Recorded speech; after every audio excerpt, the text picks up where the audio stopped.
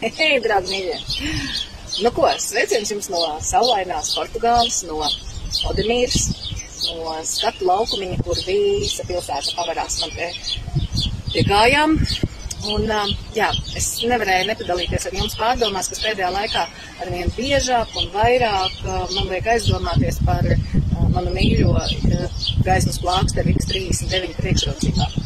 Pēdējā laikā es sastopos ar to, ka daudzi cilvēki ir sākuši apmeklēt e-sistēmas. Tas ir ļoti forši, jo tāda iespēja beidzot Latvijā ir un cepuri nost organizētājiem.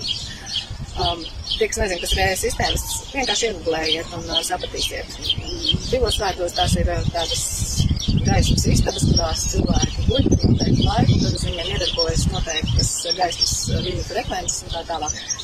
Bet es tātad par priekšrocībām X39. Viens tāds apmeklējums e-sistēmā maksā apmēram plus mīnus tikpat, cik viena aploksne 30 dienām gaismas plāksteriem.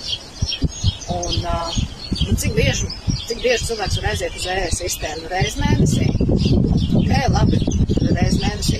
Plāksters mēs varam lietot katru dienu. Akūtas nepieciešamības gadījumā viņi vienmēr man ir līdzi somiņā vai kāds var ielikt kabatā vienalga. Viņi ir līdzi nēsājami. E-sistēmas līdzi paņemt nevar. Bet sapratiet man pareizi, es nenoliedzu e-sistēmas. Man tiešām ir prieks, ka Latvijā ir šī iespēja. Bet es gribu akcentēt to, ka to pašu vai līdzīgu efektu var panākt arī ar X39 plāksteriem. Jo tāpēc, ka tādā brīdī, kad ir kāda akūta sāpe, akūta nepieciešamība, e-sistēmas jums nebūs līdzi ne kabatā, ne rokas somiņā.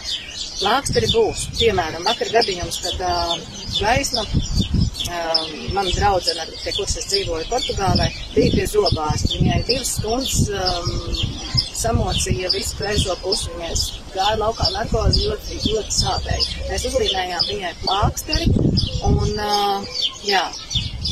viņa šo plāksteri nogulēja, un no rīta viņai viss kā nebija, sāpe pazuda.